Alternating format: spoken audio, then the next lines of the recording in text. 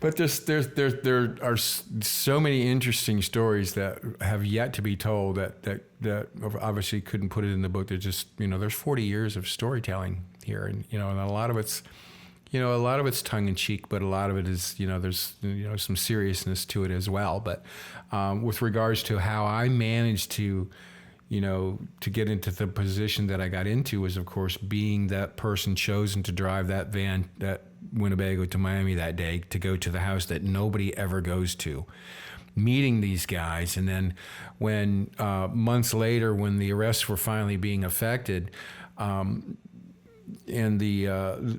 our fathers and uncles, older cousins and grandpas and everybody, and those guys are going to prison. Life magazine actually in this article talk about a small town of mostly women and children because the entire male population went to prison. Right.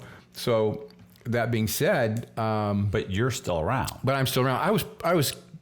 You were grabbed. I was part of the kids. Okay, so were you arrested? They had no idea. No. Oh, okay. Dude, they had no idea. So they just got, okay. They got the visible, the older guys who were,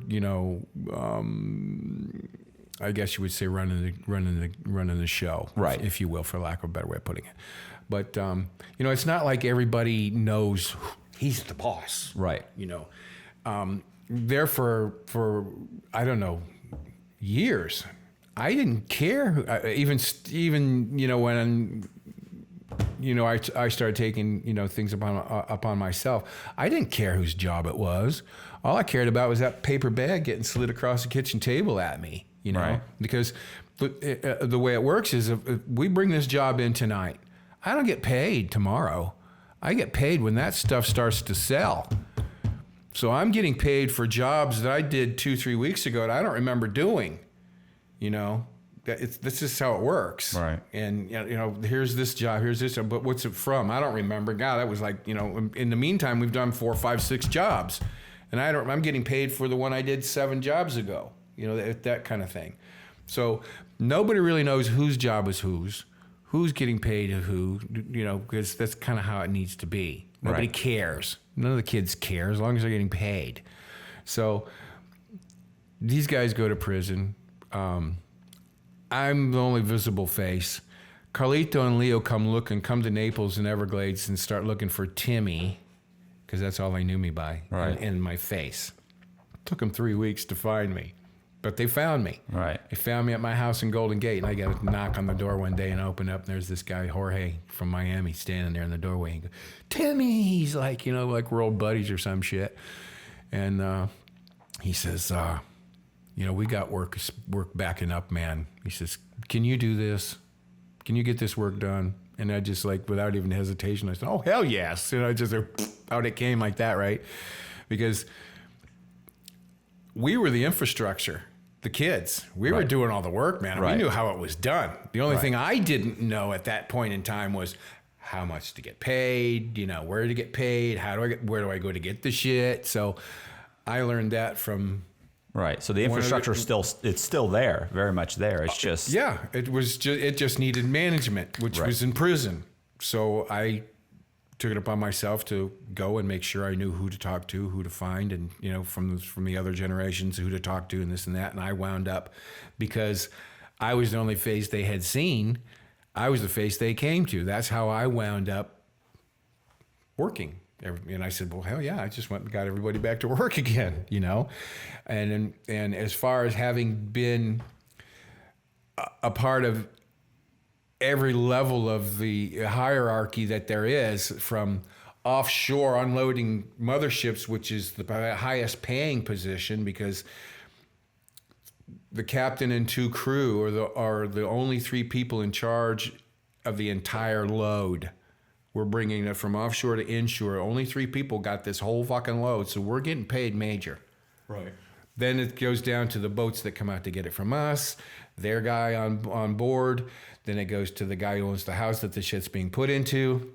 And then it goes to all the vans, the trucks, the drivers, and this, that, kind of everything. It goes down the line. So I just reverse engineered the whole fucking process and came up with a number. Wound up being pretty damn close to being the right number. So this is the number that I charge. And as far as where to go, how to go, all this kind of stuff, I pretty much had that down from all the years of being a kid, running offshore and just running the Caribbean as a kid, Right. How far are we in? Do you want to stop? We're like an hour in. Let me check. You had Yeah, said 1 hour. you wanted to stop at one point and Like an hour and a half. no, I meant for the cards. Yeah, about an hour and a half. Okay, sorry. It's just at some point the cards get full. Oh, yeah. I just want to make sure we're not there yet. Yeah, okay. No, that's cool. So, so that's how I wound up, understanding the business as a kid growing up and learning it, and being in each of the positions that I was in and knowing what they paid. That just set me right up, really, when the time came. Right. And as far as going to, Colombia and all these other, different places, I didn't have a problem with that, I was an ignorant kid. My first time to Colombia was a riot, man. I had a blast. That's in the book. I'm not going to give any of that away, but it was a lot of fun. The guy that I met didn't speak a lick of English, but he was he fit the part. My connections ran to the northern Colombia between the Bronquilla Peninsula, mostly between Cartagena and Santa Marta was where the lowland weed was being grown at that time, and some of the higher strains, the Santa Marta, the Punta Roja, which you had to go inland for, pretty much basically. But the guy that I was involved with was cousins to the Ochoa brothers, who were the Cali Cartel. Right. And the two Ochoa brothers were originally Medellin Cartel, until Pablo started shooting airplanes out of the sky to kill congressmen that weren't even on the planes. That's when they said, "Screw this guy, man!" And they went and became the Cali Cartel. So did you? How long did you do it on your own? On my own, from '84. 4 years. 4 years. So during that 4 years, did you lose any? How many boats did you have? Oh, we had I had right. boats. Plus these other guys have boats too. You're just using up. I could call somebody in the Keys and say, "You want to work?" and I got a boat. I mean, are any of these loads ever being at this point? The DEA and the Coast Guard are cracking down pretty heavily. Mm-hmm. Did you ever have any boats get grabbed or seized or? No. Okay. No, we were pretty fortunate with that regards, and we're also coming in at an angle that they're like at the trajectory that is a little bit off. Like they're focusing on Miami, that general area, right? Originally, the focus was on Miami, but when and this is a bit of a historical turn with regards to that. And the Cubans were in charge of the smuggling and that in the 60s, early 70s kind of thing, because they were utilizing the Miami area, which they were taking over. Right. Well, they got when Lauren Touch Brown got involved in smuggling. He pretty much blazed the trail through Panama, around the corner to Colombia, and up the rivers to find the grass, weed that everybody wanted and stuff like that. And he said, "Look, you're having such a problem here. Let's bring it over here to the Everglades, 10,000 Island side of it, which we know the back of our hand. And there's no law enforcement. Nobody's looking over here." So that's kind of how it morphed and it kind of came over to our side. All right. Well, there's not a lot. I mean, because it's a national. The Everglades is it a national park? It's a national park. And people don't realize, if you get a map, you realize that's a massive area. It's too. A huge. It's not populated. No.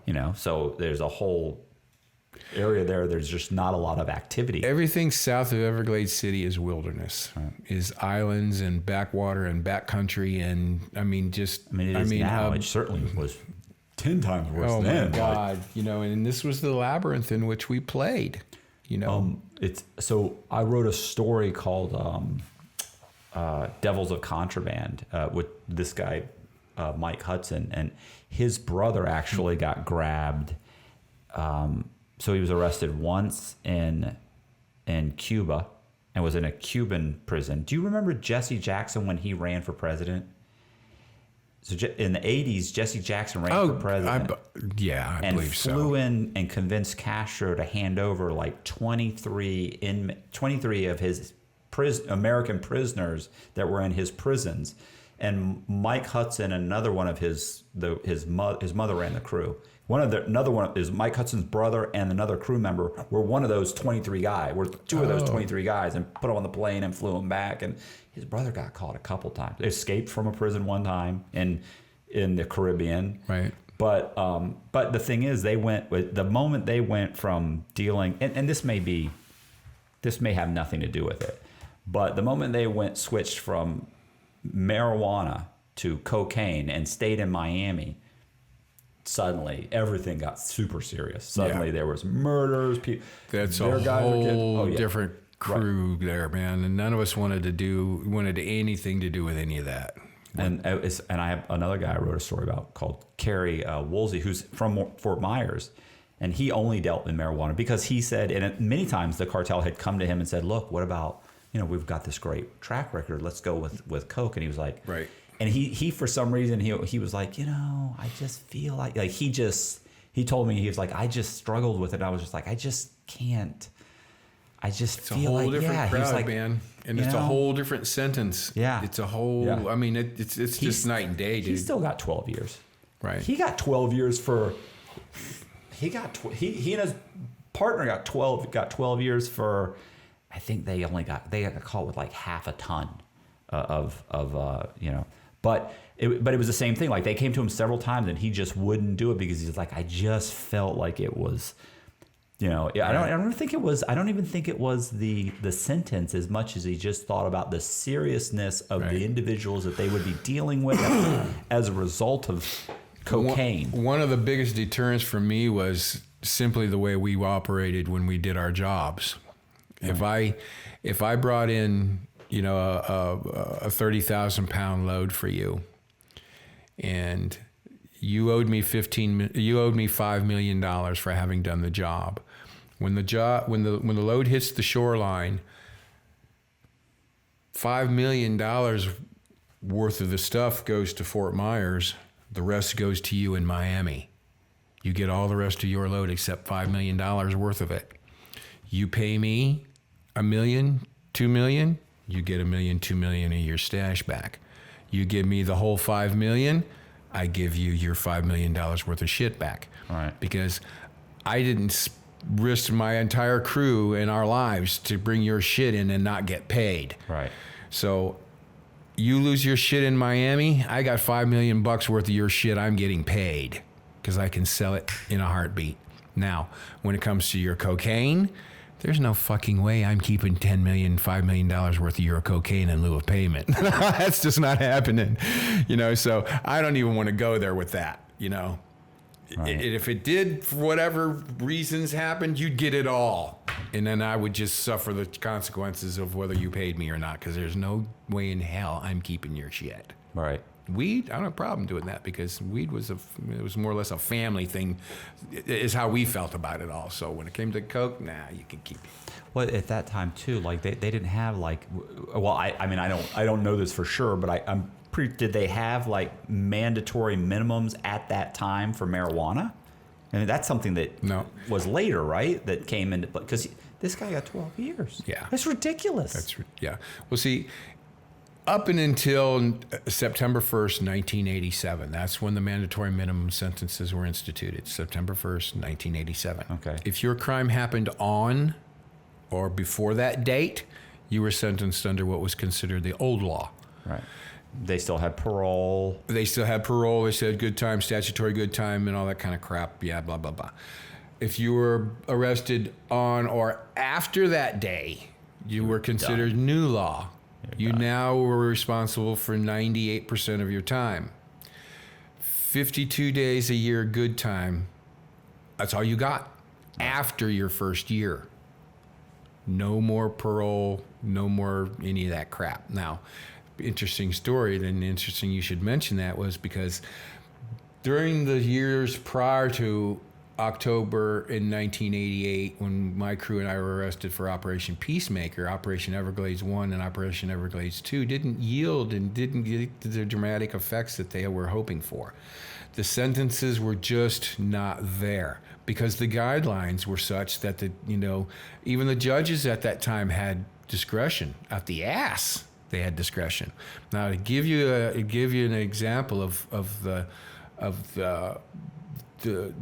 contrast between old and new laws, the 5 brothers that were arrested prior to us, the Daniels brothers, who taught us kids, they were the second generation. They were in Miami being arraigned for their crimes. Their seizures, the list of seizures are being read off. They had an $8 million Netherlands Antilles holding company in the Caribbean, multiple purchases of property throughout the Caribbean. In the United States, they had houses, cars, trucks, airplanes, buses, timeshares, hotels, motels, property, 16 some odd million dollars in cash, plus they seized 580,000 pounds of Colombian weed. Now, who's got 500,000 pounds of shit laying around? Right. We do. Okay, so this federal magistrate reading this shit off, and there's 5 brothers, and Craig's the youngest brother, Craig Daniels. He looks at Craig and he says, "You realize, Mr. Daniels, this is your second time for having, been, arrested for this particular type of crime." He says, "As far as your other 4 brothers," he says, gentlemen, he says, "I have absolutely no idea how to sentence people like you." He says, and you can hear the pages flipping. He goes, "There literally are no guidelines for people like you." And he looks over at Craig again and again. He says, "Again, Mr. Daniels, your second time." He says, "Okay, for as far as your brothers are concerned, 36 months." 36 months. He looks over at Craig and he goes, "Now for you, Mr. Daniels," he says, "once again, you realize this is your second time now." He says, "Does 5 years sound like a long time to you?" This is the magistrate's asking Craig this. He says, "This Boy, they are brutal now." Craig goes, "Yeah, oh yeah, that sounds like a hell of a long time, sir." He goes, 5 years then, So that's nothing. So here they go off to do their thing, right? And Hey, wait, 5 years. Okay, so this is prior to 1987, and that's when basically Reagan had revamped the entire system.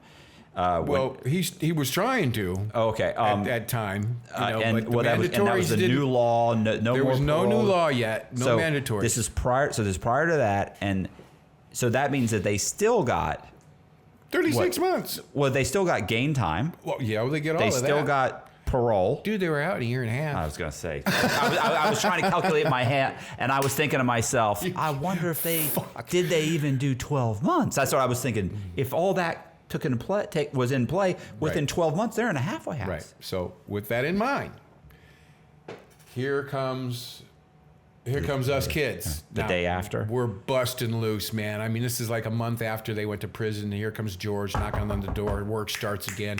We upped the ante. We amped up the fucking show, dude. We've got the Morgan Brothers building boats for us. We have T-Craft building awesome pot hauling boats for us. The older dudes were using well boats and mullet skiffs. You familiar with this type of vessel? Little net boats with the engine in the middle of the boat. They can go through shallow drafting waters like this. You can stack, 30 bales or so on them, and you can get through water this deep. Well, the T-Crafts are a much wider, flatter bottom boat with twin 235 Evinrudes that have vertical and horizontal trim. And you can literally, if the prop will go through the water, the boat will go through the water.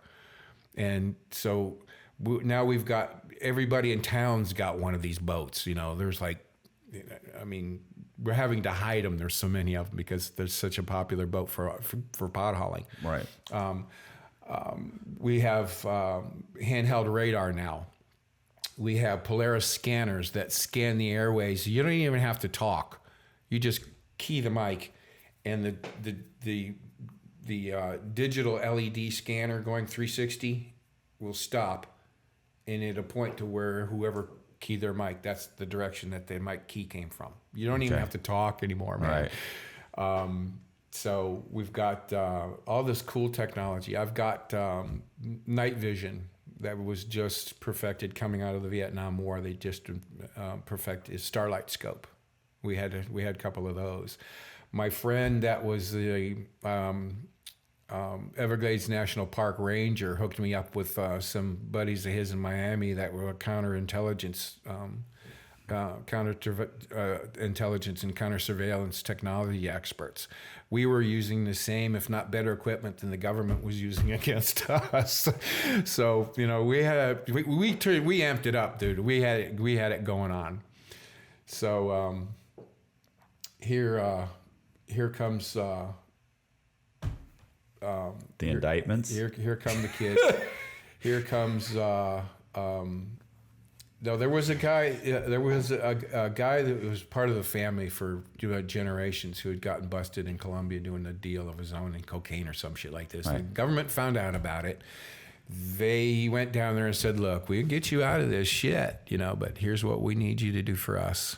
Is this the guy that stayed in that town for 2 years, or that was the other? No. This is somebody else. Okay. This is one of our guys. Oh, okay. And one of our crew. You don't know he's gotten busted. We don't know he's in Colombia doing this stupid shit Right. because I don't care what the fuck you do when you're not working, do whatever you need to do. But when I need you, you're working. Well, he gets in trouble and comes back and they get him out and he comes back, but nobody knows this. They put him right back to work with us. Right. So he's my, what they call a chase boat driver. Now, chase boat is that. Okay. So is that a cigar? Is that a cigar boat? That's a Chris Craft Scorpion. Okay. Some nearly 600 horsepower outboards. It's running alongside. Looks like it can move a little bit. Oh yeah, it'll do about 65 mile an hour before your ass even hits the seat. This boat is running on next to this boat when it's loaded. Okay. So when the radar spots something, we get out of that fucker and we're gone. So they can have that. Yeah. Forget that. Okay. Because the captain of the boat, the owner of the boat's not even on it. Right. I hate to say this. I hate to ask you this because I know you're kind of. Where are you out of these pictures? There's me. That's you. That's a high school graduation picture. All right. I'm actually driving the boat. All right. This is the island Chuckaluski that we live on.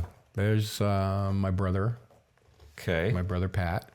This is me accepting my writing diploma in prison.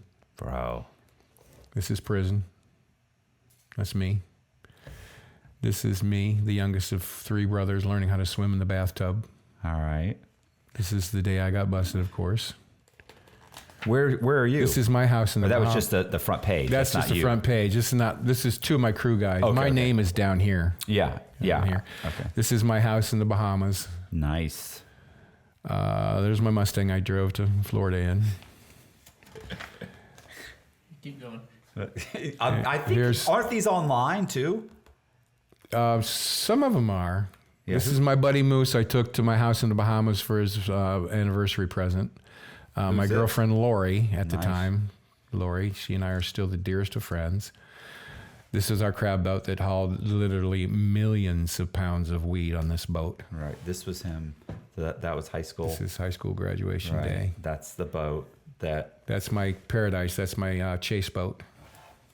And this is prison. Wait, this is prison? This is me in prison. Prison. This is me getting in my diploma from a bank robber, Dennis Lehman. He was 52 years for bank robbery. Jeez. He's in the Guinness Book of World Records for getting the most amount of time for that particular crime. Okay. Which was bank robbery, and that's me, and my gold accoutrements, my solid gold watch. Okay, so you were back to the boat. He was the guy that had gotten busted was your chase guy. Oh yeah. Right.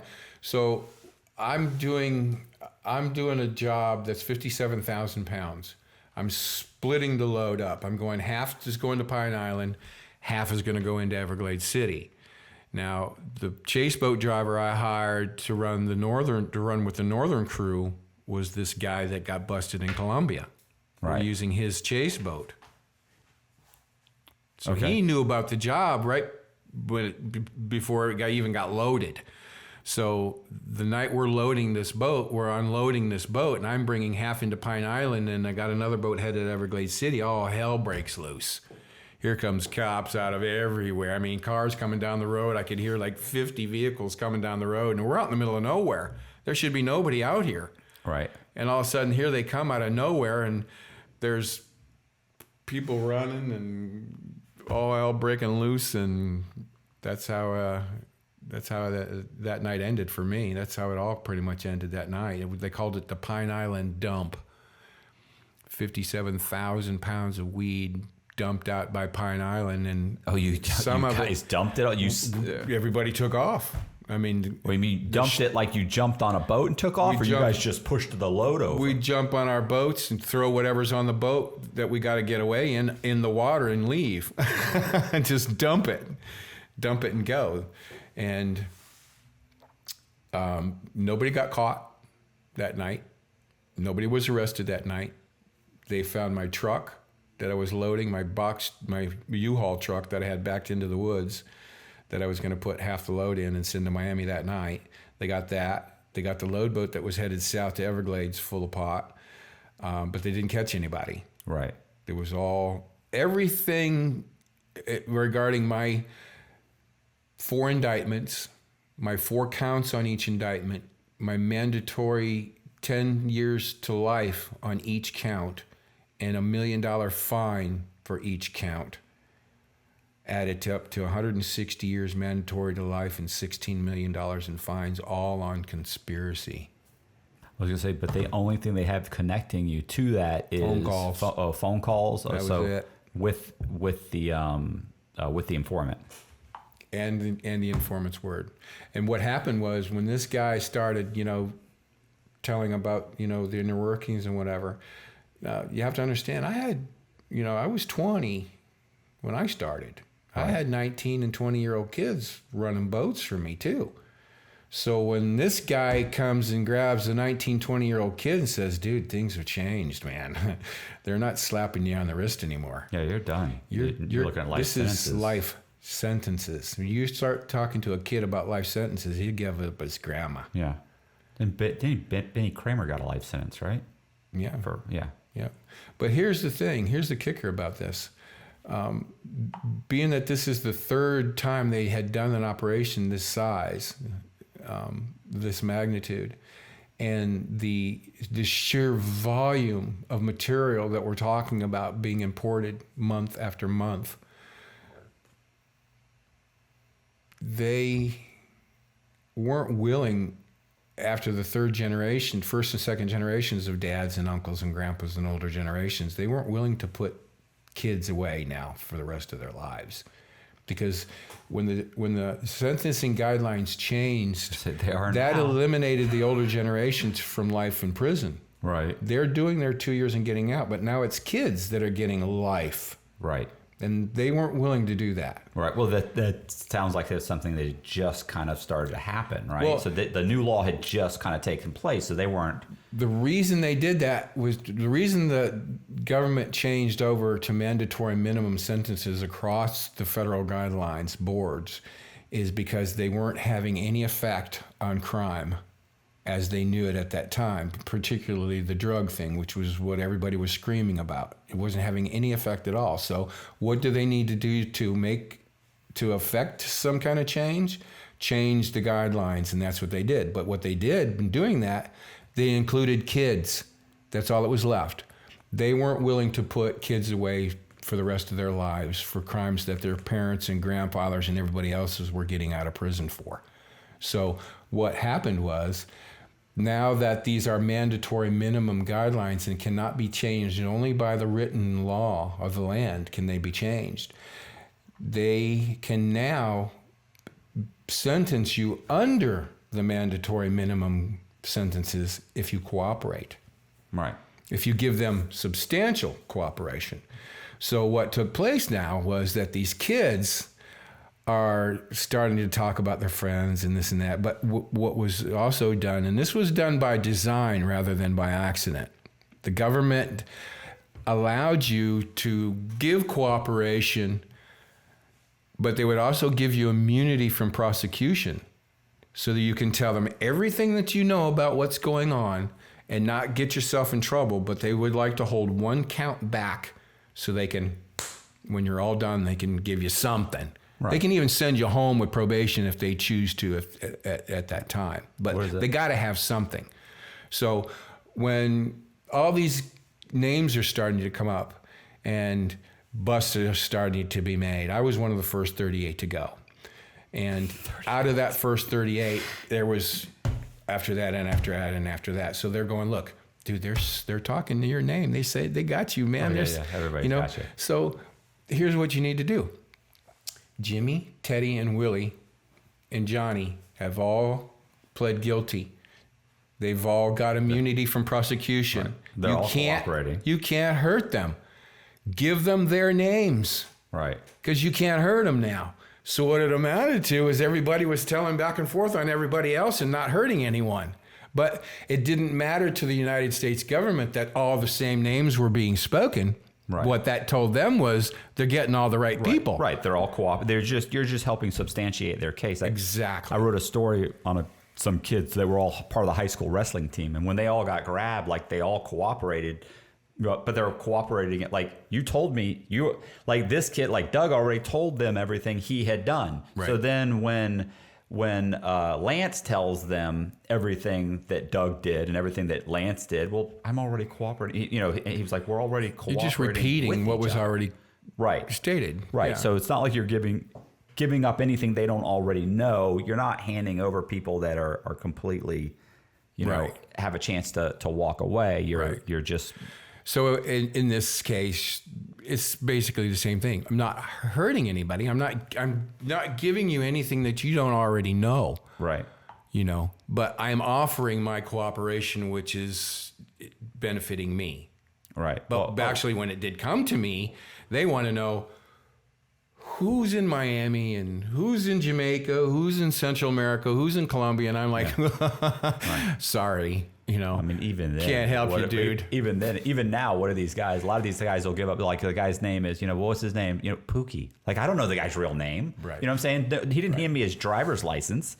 Like this is a guy that has a cell phone that he threw away the moment you guys raided me. Right. And in those days, they were the bricks. The brick.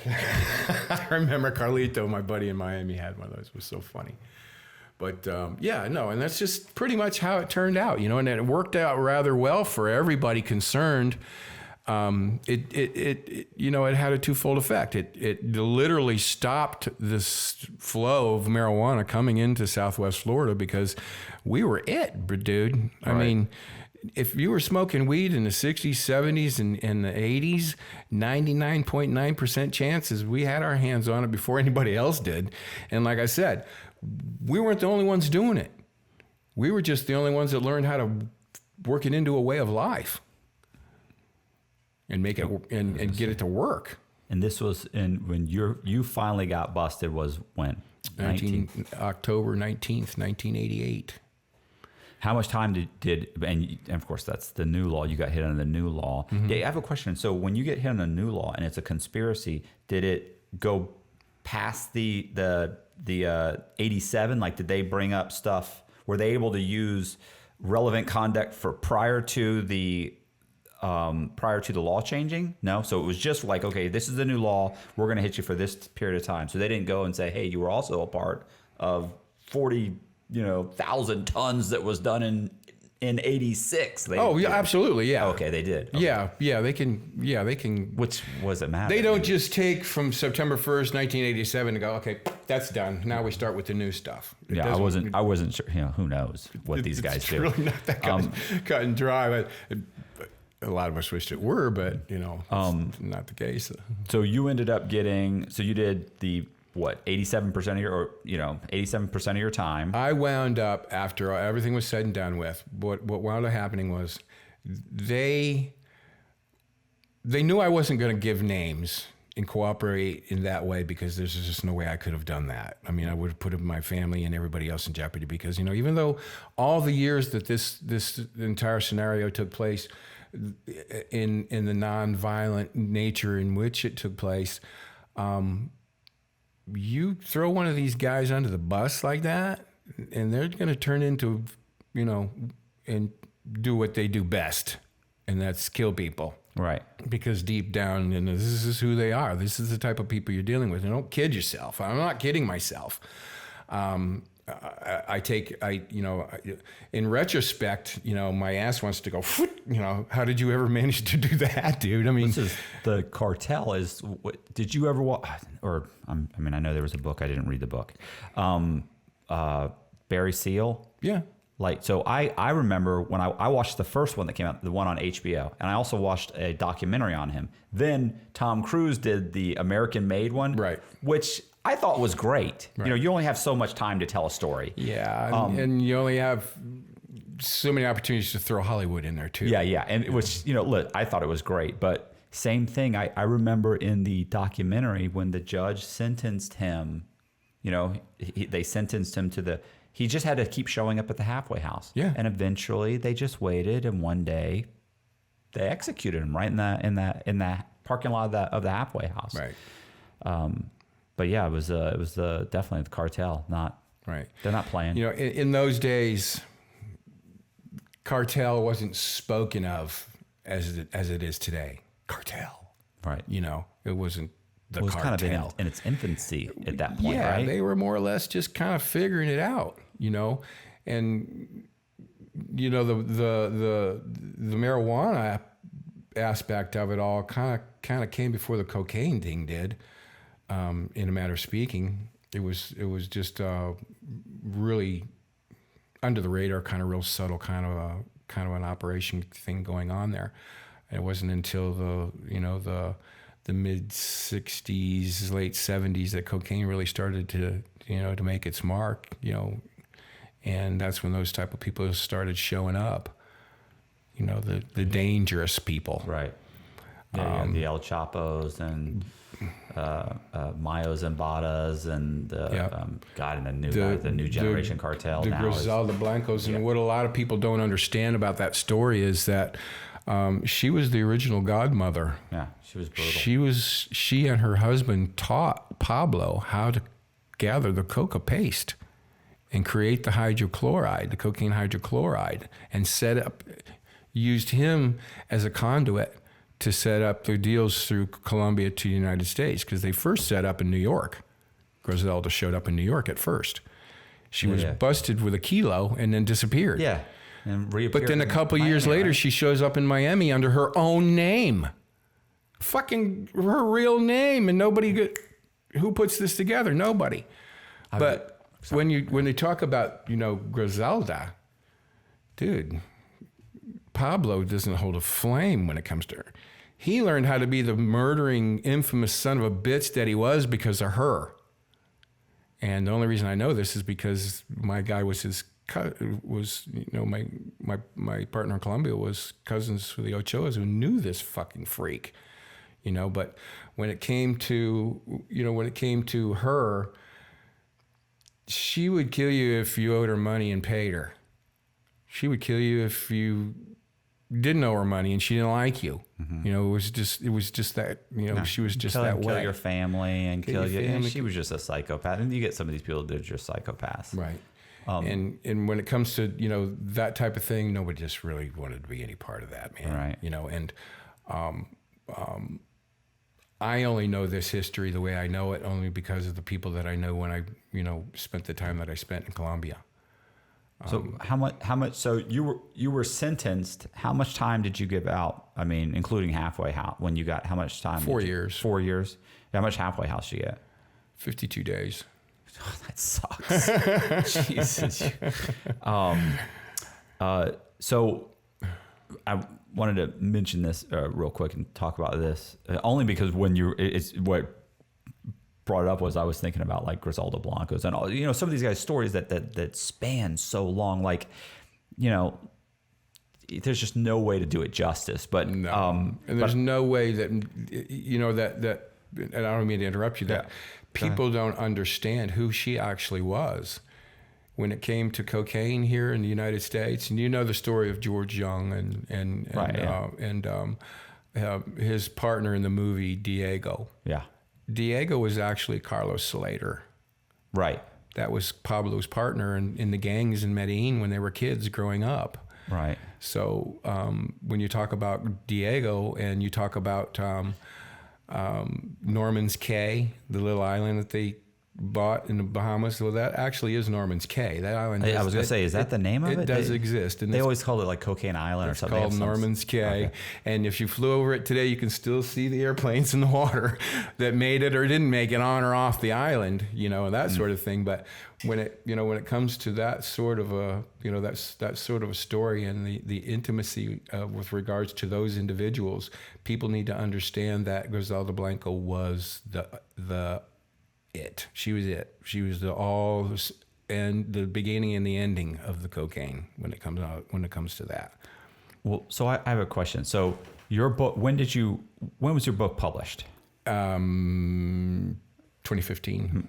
Okay, since we're talking about doing justice and everything, and so it was published, and has it been? It's anyway. I was going to say it's the same. It's the same thing. It's like, how would you take the problem with a 300-page book, or roughly 80, 90, 85,000 words? Is that right?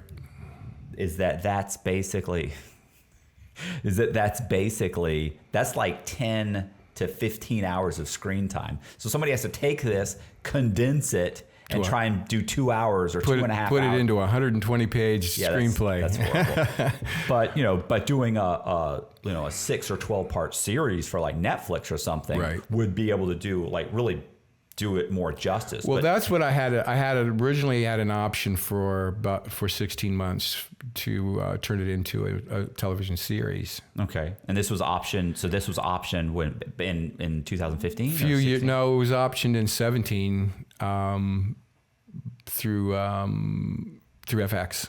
Oh, okay. Yeah, but FX at that time was coming out with Snowfall.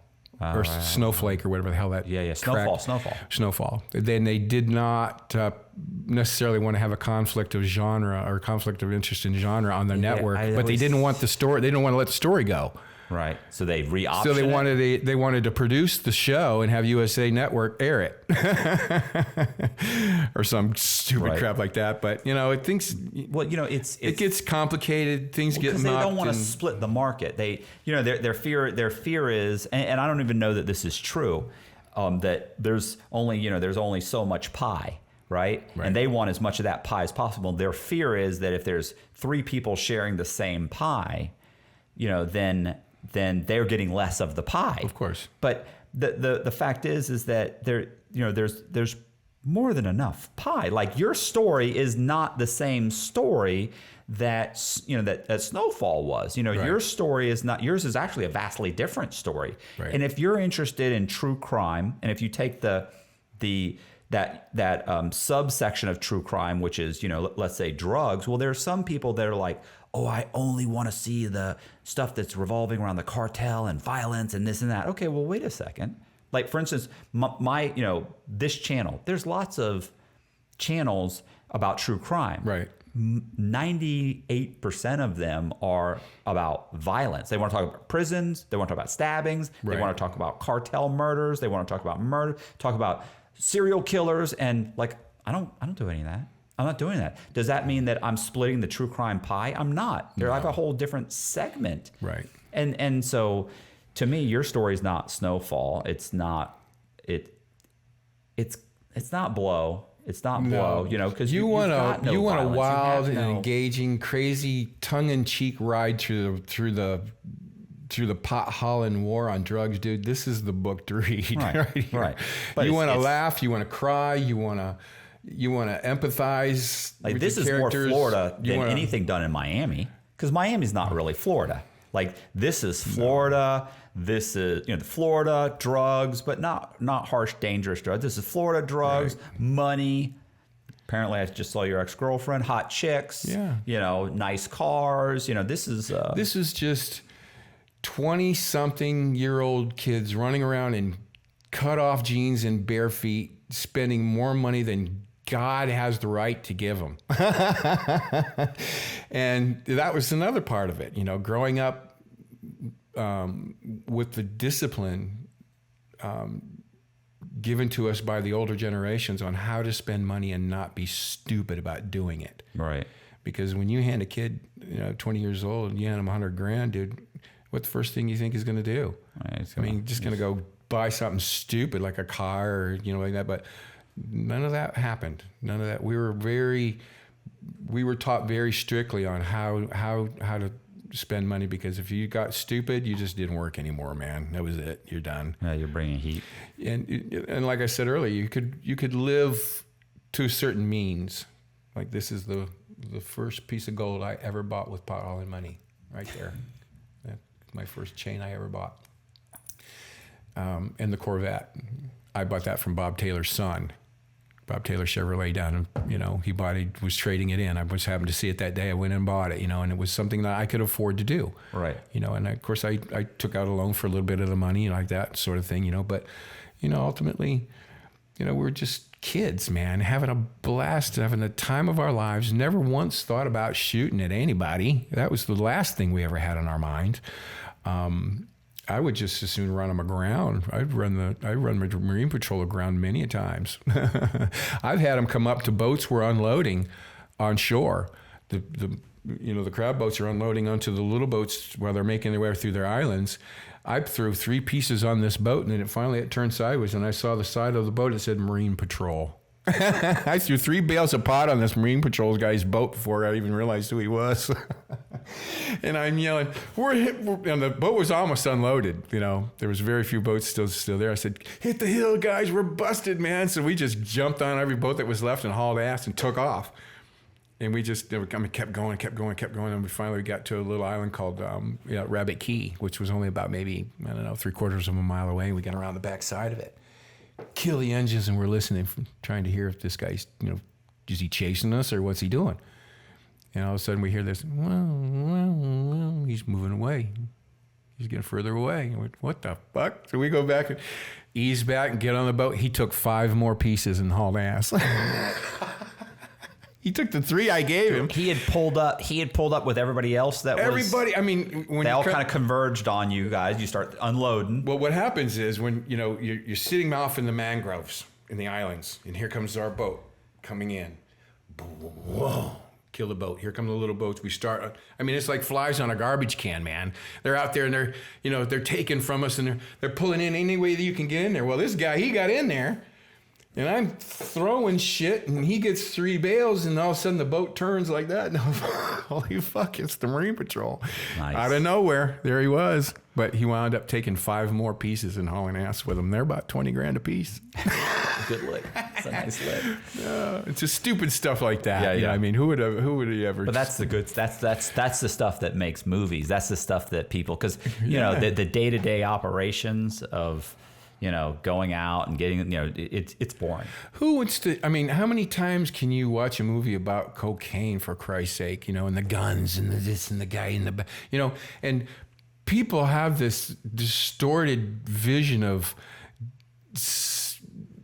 smoky, dimly lit back rooms where these kind of deals are going on. Well, dude, nothing could be further from the truth, because I've done $100 million deals standing out on the street corner in Miami outside of a Cuban cafe, dunking Cuban bread into Cuban coffee with a handshake. Right. $100 million worth of deal and a handshake. It wasn't no fucking back room with guns and blazing and shit. It couldn't get more Miami Vice than that.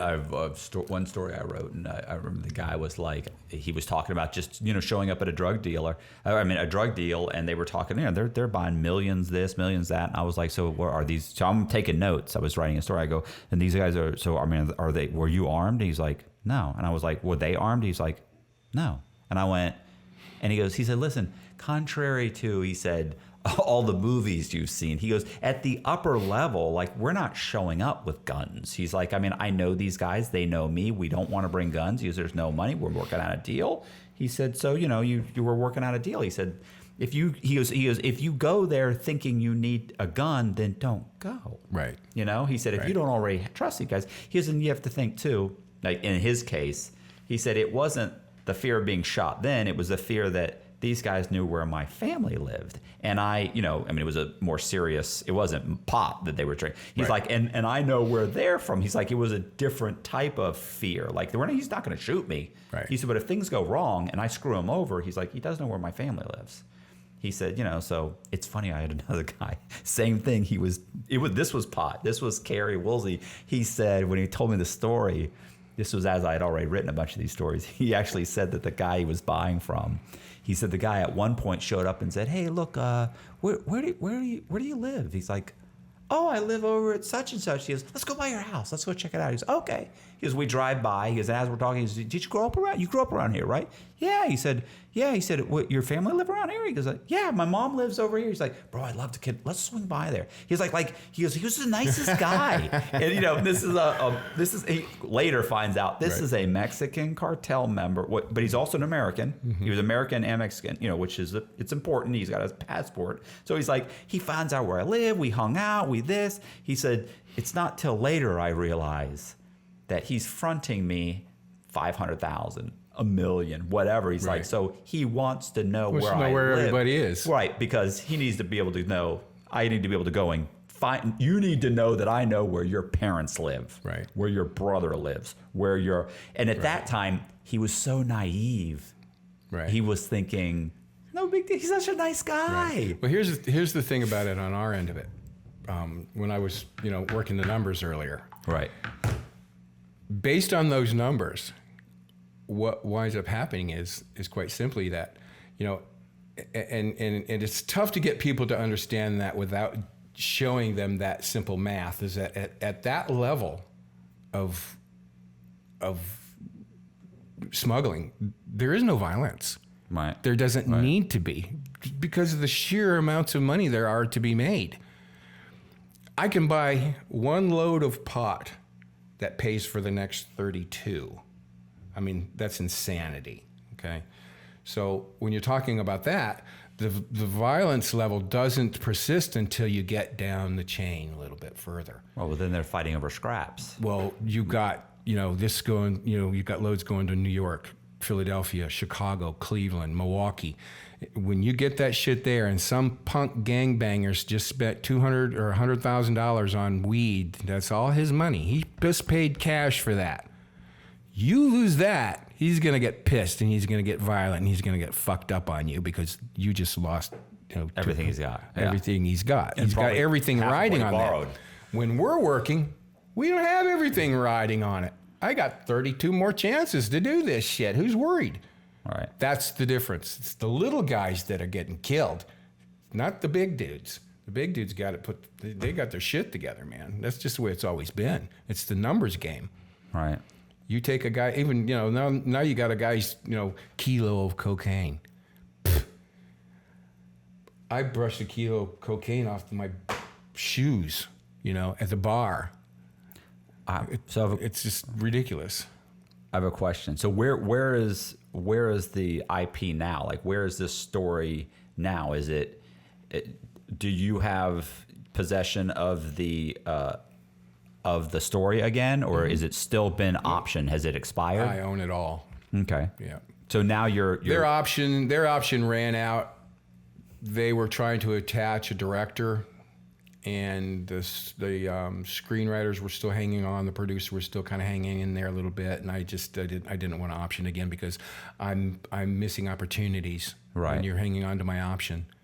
So and you're not producing. You did something for Vice recently, right? Yeah, was that based on this or no? Just it was part about, of it. It was about my story. It was a documentary, right? Yeah, it was a documentary, and it involved John DC, the customs agent. He was involved in that, right? Giving his side of things. They did the doc. They aired it.